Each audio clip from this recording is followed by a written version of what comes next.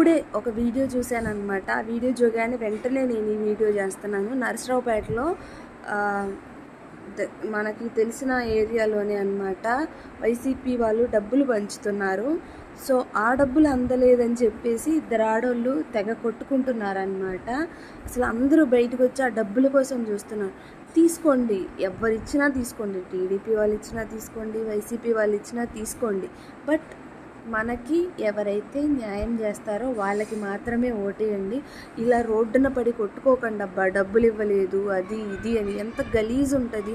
ఈరోజు నువ్వు తీసుకుంటావు 3,000 5,000, అవి 5 సంవత్సరాలు 365 ఇంటూ 5 years వేసుకోండి. మనం ఎంత నార్మల్గా ఒక రోజుకి ఒక 3 పైసలు 13 పైసలు 15 పైసలు అలా వస్తాయి. నీ వాల్యూ అదా? చెప్పండి, ఆలోచించండి.